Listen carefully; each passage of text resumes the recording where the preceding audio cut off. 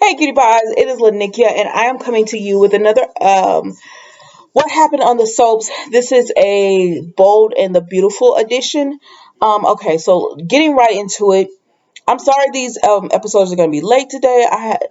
I'm a procrastinator, and I waited to the last day to file my taxes. Forgive me.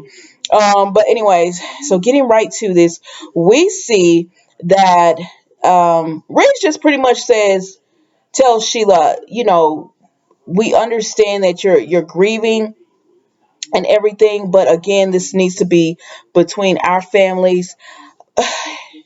He don't care about her saving Taylor's life because he's like, she wouldn't have been needed to be saved if you Sheila hadn't been up there. That's what he tells Taylor later on. So anyways, and he tells Sheila jumping off a building won't bring Finn back. And so then the deputy Baker comes, and Sheila, now that's what got Sheila gone, because she's like, okay, I'm out. But the deputy tells Ridge and Taylor that no, they did not find anyone. The cameras are not working, so they don't have any suspects, any witnesses to the crime. I'm saying, are y'all talking to the bartender? Because he saw Steffi talk to Sheila before this all went down, and then they go to the back. So why are y'all not talking to the bartender? But okay. And unfortunately, the cameras didn't even weren't even working at the restaurant, and the ATM is the closest thing. And I believe the camera was covered up on that as well. Someone had covered that up. So there's no one to say what happened. Steffi has to say it. So then we see Taylor and Ridge just talk, and he just tells her, "You wouldn't have been up there if it wasn't for Sheila anyway." So Sheila is still dangerous. She's still not to be trusted. And Taylor is just like, "She saved my life." He was like, "She's also the woman that shot you." I'm back to calling Ridge a jerk because I don't like the way he treats Taylor. I know y'all like Ridge, but I don't like the way he treats Taylor. But it is what it is. At the end of the day, they're just um they're just gonna focus on being there for Steffi because because they say Sheila hasn't changed at all, and he says chaos follows her everywhere she goes, which you're not lying about that, Ridge. But Taylor feels the way she feels about Sheila, and that is what it is. So then we go to Zende and Paris. They're there at the hospital, and Carter comes in, and he looks at his phone because he gets a message. He said, "That's Hope and Liam in the cafeteria. Said, do y'all want anything to eat?" And they're like, "Nah, we're cool." So I guess they're just telling us why Hope and Liam are not there. So they're still in the hospital. They're just not there.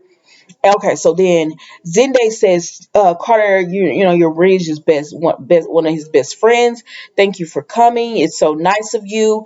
And they just tell him, it's all about being around people you love, and thank you for being so supportive. And Carter was like, "Of course." And Paris is there too, and so Paris is there too or whatever, and then she has to leave. So they go to commercial break and they come back and she's gone or whatever. And so Zende and Carter are there to talk, and he brings Zende brings Carter something to drink, and he's just like, "Seeing all this happen makes me realize I need to be with the woman that I love. Life is too short. I'm gonna ask me Paris to marry me." I feel bad for Zende. It's like, read the room, sir. She doesn't want you. And he says, "I'm going to ask her to marry me. I'm so confident. I feel good about this," or whatever. So Carter was like, "I'm happy for you. Good." I was like, "Oh my gosh, this is going to be a mess." So then we see Eric and Quinn. There's, talking, and they're at the office, and he's just so stressed about Steffi. And they said, Quinn says, "But she's awake now, and that's good news." And he was like, "Yeah, that is true." So then we see Zende come in, right? So Zende comes in, and he tells Eric and Quinn that he wants to marry Paris. After seeing all this, he's in love with her. He wants her to be his wife. He feels it in his bones. She is the one for him. And Quinn said, "Wait a minute now, because the last time I heard, Paris didn't want this serious of a relationship." He said, "She's the one for me. I'm so happy, what does he say? I'm so happy, granddad. She's the one for me." And Eric is just like, "I'm so happy for you." And I said, "Don't be." Like, you setting up Cindy for failure. And so while this is going on, Paris goes to Carter's office, and he was like, "What are you doing here?" And she was like, "I love you. You love me too. I don't want to be away from you," and everything. And he just keeps telling her, "We cannot be together." And she said, "Why? Because of my mom?" And he says, "Yes." He said, "Listen, They're just starting to like me again. He said that good guy compass that I had going on is gone. Like, I'm not like, and if I do this, they will never forgive me, and I can't risk that, and I can't risk, you can't risk your career for me. And she tells him, I love you and you're worth it. And he says, I'm not willing to let you make that sacrifice. It's not worth it. Our love is not worth that. He said, if Zende tells you he's going to propose, which he already knows he is, because then they told him, he says, tell him yes, marry Zende. And she's like, I'm sick of people telling me what to do, including you or whatever. And he just tells her, like, no, like, it's, I love you. Oh, he doesn't actually tell her he loves her, but he just pretty much says, it's not worth the risk. Just go about your business. So what I think is gonna happen, now I could be wrong. She gonna marry Zende, and then her and Carter are gonna cheat behind Zende's back. They're not gonna want to. They're not gonna mean to. It's just gonna happen. But that's exactly what's gonna end up happening if Zende gets his way and he gets to marry Paris like he wants to. All she gonna do is end up with Carter behind his back. So I mean, it is what it is. So then Carter is just like, so then she leaves or whatever. She leaves Carter, and it's just with the understanding that she wants to be with him, and she wants to, he is the man for her. So then we see Deacon comes to the hospital, and he's with Sheila, and she tells him that she is, so Deacon comes to the hospital, and he's with Sheila, and she tells him that that she was in a bad place and she tried to commit suicide. And he said, Sheila, I didn't know you were hurting that bad. He was like, you're needed here. And she says, something amazing happened. Taylor almost went over the roof, and I saved her and everything.